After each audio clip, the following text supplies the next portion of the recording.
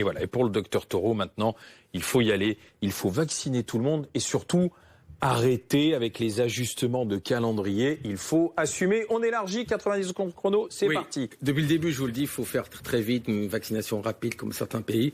Et je vous rappelle aujourd'hui que le taux en réanimation a augmenté. D'accord ? Le nombre de personnes en réanimation a augmenté. Donc cette crise n'est pas finie malgré tous les messages optimistes qu'on peut nous passer. Maintenant, j'ai réfléchi un peu. J'ai vu la liste des gens qui pouvaient se faire vacciner dès qu'ils sont majeurs.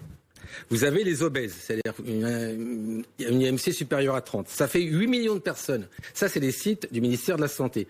Déjà 8 millions de personnes. Diabétiques type 1 et 2, c'est 3,5 millions de personnes. Troubles psychiatriques, c'est-à-dire tout ce qui a des troubles mentaux, par exemple la dépression, il y a 3 millions de personnes soignées aujourd'hui en France, plus ceux qui ne sont pas soignés. Les addictions, qu'ils soient alcooliques ou cannabis, que vous voulez, c'est 5 millions. Donc déjà, de facto, vous avez 20 millions de personnes qui rentrent dans ces pathologies. Et il y en a 16 autres. Okay ? Et je me suis dit, il faut faire vite, parce qu'en fait, aujourd'hui, qu'est-ce qui se passe dans les centres ? Il n'y a pas besoin d'une preuve de votre pathologie. La personne qui se dit, je ne veux pas mourir, eh ben, elle va peut-être un peu mentir. Et c'est ce qui se passe dans les centres. Ils n'ont pas besoin de dire s'ils sont diabétiques, évidemment, comme tu le disais tout à l'heure. S'ils sont très gros, on le verra tout de suite, d'accord ? Sauf que je vois pas que tu es obèse. Quand je te vois dire ça, je te dis très clairement sans te flatter. Non, mais voilà. Donc le problème aujourd'hui, c'est que les gens y vont. Et je me suis posé la question, mais le problème, est-ce qu'il y a des doses ? Et j'ai été sur le site. Et j'ai toutes les livraisons de Pfizer et de Moderna. Vous avez bien compris que ça devient très compliqué. Quant à Johnson & Johnson, le Danemark a dit non. Donc là, pour convaincre les gens, ça va être très compliqué aussi. Et j'ai vu les doses, et ben c'est pas si mal. Pfizer, du 2 mai au 20 juin, nous aurons 29 millions de doses, plus 3 millions de Moderna. Nous pouvons vacciner tout le monde en première injection très rapidement. Allons-y. Alors, il a raison ou pas, le docteur Taureau. On y va, on élargit la vaccination. Plus de critères. Fatima Benomar. Juste pour l'anecdote, encore tout à l'heure, parce que je travaille dans le médico-social et notamment dans les foyers d'accueil médicalisés, et on nous envoyait un message, écoutez, est-ce que vous avez des proches qui veulent bien avoir un AstraZeneca, donc c'est pour les plus de 55 ans. Là, on a 6 pour demain, on ne sait pas à qui les donner, etc. Donc c'est vrai que ça fait très bizarre. Bon, là, c'est le cas d'un vaccin qui est pour les plus de 55 ans, mais c'est vrai que là, je ne vois pas qu'on soit dans la situation où il faudrait réserver pour une certaine population des vaccins, sinon ils en manqueraient. On est plutôt, si j'ai bien compris la problématique, avec des doses qui sont mises de côté. Donc peut-être organiser tout simplement des créneaux, c'est-à-dire le matin, vous avez des personnes selon les créneaux d'âge et toutes les catégories que vous avez citées, et puis l'après-midi, c'est plus libre pour les autres selon ce qu'on pense à détenir comme stock.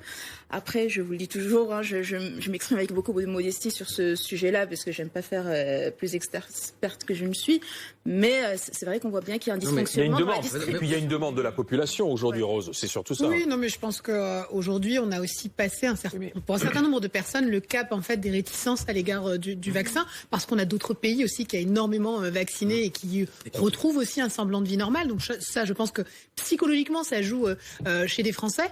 Et puis oui, effectivement, je crois qu'il faut, alors je vais pas parler d'hypocrisie, mais il faut arrêter à un moment donné, ouvrons pour tout le monde. Ça fait des semaines qu'on le réclame. Après, je crois qu'assez naturellement, il y a la question des coupe-fils. Il y a véritablement des personnes qui sont plus prioritaires. Naturellement, on lui donnera en fait une dose. Là, aujourd'hui, on n'en est pas là. On n'en est pas à des personnes prioritaires qui n'arrivent pas à avoir des vaccins. On en est au fait que des vaccins ne sont pas utilisés et où on manque en fait de personnes pour pouvoir leur donner les doses. Donc oui, je pense qu'il faut ouvrir au maximum. Tu doutes? Non, c'est pas ça. C'est que on doit aller à la pêche pour trouver 3,5 millions ou 4 millions de personnes qui sont éligibles à la vaccination, qu'on n'arrive pas encore à faire venir. Donc, est-ce qu'en élargissant et en créant, tu vois, une vraie dynamique à partir de 25, 30 ans ou 40 ans, on ne risque pas d'emboliser et d'empêcher ces personnes qui sont fragiles, qui sont éligibles, d'être vaccinées? Une chose, c'est vraiment une question. Est-ce que les personnes âgées ou concernées qui n'y vont pas, c'est parce que ce sont des catégories de la population plus réticentes que les plus jeunes? Ça existe aujourd'hui. Et j'ai les derniers chiffres, de ceux de 65 à 69 ans, il y a seulement 46% de la population. Donc il y a aussi une réticence, mais on a ces vaccins. Donc il faut aller les chercher. Avant d'élargir. Parce que ce sont docteur Taureau, ce sont eux qui risquent d'aller en réa pour les formes graves. Autant pour une personne... En étant vacciné, tu évites aussi de leur transmettre. Ça reste positif. Il y a plusieurs choses. Autant pour les gens de plus de 70 ans, ils peuvent avoir des difficultés de se déplacer. Mais 60 ans, généralement, on est autonome à 60 ans. Je le suis. Donc on peut aller. Certains ne veulent pas y aller aujourd'hui. Mais je crois que vu la quantité que je vous ai donnée, D'accord? Je crois qu'on peut y aller. Et il y a deux choses. Sur la vaccination, première chose, c'est empêcher d'aller en réa et à l'hôpital. Donc c'est les plus âgés qui doivent. Mais la deuxième chose qu'il faut jouer, c'est stopper la contamination. Et ça passera par tout le monde, d'accord? Et c'est le but de faire tous vacciner pour qu'on stoppe cette contamination aujourd'hui. Et les chiffres que j'ai sur le ministère me rendent plutôt optimiste sur la livraison de Pfizer et de Moderna. Alors, Xavier Couture, est-ce qu'on élargit, on y va à fond? À mes yeux, il n'y a pas de dilemme. Si cette société doit sortir indemne, il faut éliminer. Indemne et dilemme dans la même. Il faut éliminer d'urgence cette réservation aux boomers.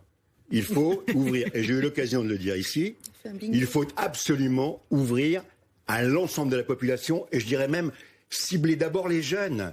Ce sont eux les premières victimes de ce virus. Bien sûr que la mais on n'a pas les doses pour vacciner les jeunes. Et si, il y a les doses. On ne va pas les vacciner à l'AstraZeneca. C'est après les majeurs. Les majeurs. D'accord.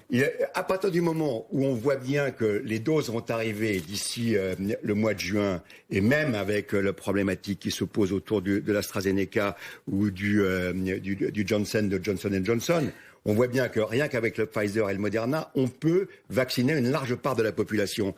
Il y a deux solutions. Ou on rend le vaccin obligatoire pour les vieux qui veulent pas se faire vacciner. Et puis s'ils veulent pas, tant pis pour eux. Sinon, ouvrons tout de suite. Ne laissons pas des doses sur les étagères. C'est absurde. Mais il n'y en a quasiment pas des doses sur les étagères. Ce qu'il reste, c'est du AstraZeneca surtout. Oui, non, mais il y a des doses sur les étagères. Il n'y a pas de dose Pfizer, il n'y a pas de dose Moderna. Oui, non, mais là, les livraisons qui arrivent, elles sont astronomiques. Non, mais quand je vois... Il n'y a pas d'AstraZeneca sur les étagères, et vous le savez très bien. Bon, alors expliquez-moi, puisque d'accord, pas pour ce postulat, puisqu'il y a à la fois une demande de la population... et une espèce d'urgence sanitaire si on veut passer un été correct et une rentrée. Oui. Alors pourquoi est-ce qu'on n'y va pas? Il y a une raison. Aujourd'hui, il y a 16 millions de personnes. Ça commence, il y a eu énormément d'inscriptions entre hier et aujourd'hui. Il y a 16 millions de personnes aujourd'hui qui sont vaccinées. Il y a 6 millions de personnes qui ont eu la Covid, d'accord? Donc ça fait déjà, on est à 16 et 2, 22, d'accord? 22, et si on rajoute les 28 millions de vaccins qui arrivent, et même en faisant une comme en Angleterre, mais on arrive déjà à 50, 60, je veux dire, on aura gagné. Vaccinons tout le monde, les chiffres le montrent aujourd'hui.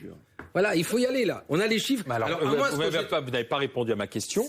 Pourquoi est-ce que le gouvernement est réticent à élargir? Même certains de vos confrères d'ailleurs, docteur Taureau. Il n'y a pas unanimité sur l'élargissement de la Moi, les chiffres que j'ai là, c'est les chiffres du gouvernement. J'ai été sur le site. Ils ont fait une projection jusqu'au 20 juin. J'espère vraiment, parce que c'est au chiffre près, que ça va se tenir. Mais maintenant, à 1 an, à 6 mois de la vaccination, on s'est fait rouler. Il y a eu des retards de livraison. Là, ces chiffres sont affichés. Donc, j'ai été sur le ministère et on en est là. On en est à 31 millions fin juin. Je crois que sur le gouvernement, il y a eu aussi une stratégie qui a été pensée dès le départ et que les gouvernants ont envie aussi de s'y tenir un petit peu. Mais il a du lest au fur et à mesure. J'ai qu'aujourd'hui, la question de la comorbidité, quand on voit le nombre de critères, ça revient quasiment à dire, quand on voit la santé des Français, sans mentir, c'est tout le monde. Quasiment tout le monde. Donc je crois que c'est une manière de ne pas faire marche arrière, mais en faisant marche arrière et en ouvrant. On est dans l'hypocrisie, quoi, en fait. Mais attendez, tu fais un sondage ici, tu verras qui est inscrit pour la vaccination. Donc on a tous plus ou moins des facteurs de comorbidité. Donc je crois que rien qu'avec ce qui a été annoncé hier et avant-hier, je crois qu'on a ouvert énormément en fait à la vaccination. Surtout, il y a quelque chose qui a été dit qui est important. Vous n'avez pas besoin de prouver que vous êtes... Avant, on devait le faire, donc vous avez des papiers pour les patients. Aujourd'hui, vous pouvez y aller sans papier. Ça veut dire quelque part implicitement, allez-y, on vous vaccine. C'est parce qu'on veut faciliter. J'ai l'impression qu'arrive à grands pas le débat sur la question du pass sanitaire et des activités qu'on aura le droit de faire ou pas. Et ce sera un énorme scandale pour le coup démocratique si jamais des personnes ont été privées de vaccination et ne peuvent pas aller dans les salles de spectacle, dans les événements ouverts, etc. Je pense qu'ils sont en train quand même de nous préparer, en le disant ou pas, au fait que l'accès au vaccin soit assez égalitaire et loyal pour que s'il y a un pass sanitaire, il n'y ait pas une levée bouclier dans le pays en disant mais moi j'ai pas eu le droit à mon vaccin. Et pour vous répondre sur les avis divergents des médecins, on l'a vu depuis 1 an, il y a plus de courants dans le corps médical qu'il y en a au Parti socialiste. Donc arrêtez, pour y trouver ses petits, c'est compliqué. On a été les chercher. C'est vrai que ça. Il y a oui, c'est vrai qu'il y a plus de courants. Ça a nui même au message passé aux gens entre ceux qui voulaient pas AstraZeneca. Ça a vraiment nuit cette bagarre. Vraiment. Mais attendez, tout le monde fait de la politique parce qu'aussi il y a certains médecins qui font de la politique. C'est la preuve sur cette question de l'élargissement de la vaccination. Mais bien pas unanimité médicale. Sauf qu'ils n'ont pas le chiffre. Qu'ils aillent sur le site du gouvernement. Quand ils verront les 33 millions. Vraiment qu'ils n'avaient pas les chiffres. Alors, c'est pas facile de les avoir. Allez chercher. Il n'y aura jamais d'unanimité médicale, on le sait bien. Attention, attendez, dans tous les chefs chef de service, il n'y a jamais unanimité pour quoi que ce soit. Mais même entre les humains, est-ce que vous connaissez une corporation où il y a une unanimité? D'accord. Ce qui veut dire, c'est qu'on vit dans un pays qui est régi par de la politique, que les politiques prennent les décisions. Justement, j'ai l'impression que le docteur Taureau ce soir a fait l'unanimité concernant sa proposition. On arrête l'hypocrisie, on donne le feu vert et on vaccine tout le monde à partir du moment où on est majeur. Rosa Méziane. Feu vert. Feu vert. Fatima Benomar. Feu vert aussi. Xavier Couture. Feu vert. 3 feux verts ce soir pour le docteur Taureau, qui est nommé de facto ministre de la Santé en charge de la vaccination. Ou du moins jusqu'à l'été. Après, on verra. Olivier Véran, je suis désolé.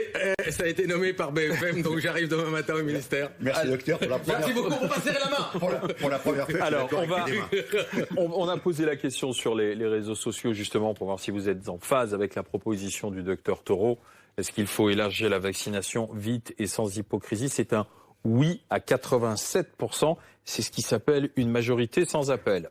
Du médecin là-dessus, tiens. Même pas, d'un dyslexique. Moi, j'ai été dyslexique, d'accord, donc j'ai eu des difficultés au début de ma scolarité, d'accord, et tous ceux qui ont des handicaps cognitifs, auditifs et visuels, ça va être très compliqué. Maintenant, vous avez raison. Est-ce qu'on a un niveau de français suffisant en orthographe et en grammaire pour commencer à complexifier les choses? Je ne crois pas, parce que qu'est-ce que ça va donner? Ça va donner les hommes et les femmes sont belles. Ça va donner déclaration des droits humains et du point de la citoyen.ne. C'est ça qu'on va faire. Pourquoi les femmes et les hommes sont beaux? C'est moins problématique que les hommes et les femmes sont belles. On a dit, on met tout au féminin, c'est pas un problème. Mais aujourd'hui, déjà, cette langue qui est si belle, on n'arrive pas à la maîtriser dans notre pays. Est-ce qu'on va rajouter des difficultés à tous ces enfants qui n'arrivent pas? Et même pour l'insertion, ça va être une catastrophe. Est-on aujourd'hui en pouvoir de rajouter? Je parle pas de l'égalité homme-femme, c'est pas là que je veux me battre. Elle se fait d'ailleurs à un autre niveau que cela, et je le pense vraiment. Maintenant, quand on aura un niveau d'orthographe et de grammaire où tous les Français et tous les petits Français pourront lire, écrire convenablement et accéder à des études supérieures, là, on pourra peut-être monter la barre, parce que ça va monter la barre, je pense. Je crois, ce qu'on a tous vécu, c'est la première fois depuis des nombreuses années que c'est le citoyen qui bouge, sans gauche, sans droite, sans syndicat, parce qu'il souffre vraiment. Et vous avez raison. Si des fois c'est pas écouter ça, ça va repartir, d'accord? C'est clair. D'ailleurs, ça repartait et ça a été loin. Les lycéens commençaient à bouger, tout commençait à bouger. On bloquait, rappelez-vous, c'était il y a 2 ans, on bloquait tout. Je dis aujourd'hui que ça a dépassé les partis politiques. Et d'ailleurs, c'est pour ça qu'ils sont. Rappelez-vous, c'est tous ces ronds-points qui étaient par des citoyens qui faisaient des barbecues. C'était le citoyen qui venait dire que le coût de la vie c'était trop cher, qu'on n'y arrivait plus parce qu'on n'y arrivait pas. Mais ça dépassait les partis politiques et les partis politiques n'avaient rien à faire là-dedans. C'est les citoyens qui savent. Mais ça a été noyauté ensuite et dévoyé. Mais c'est toujours comme ça, parce que les autres ont faim.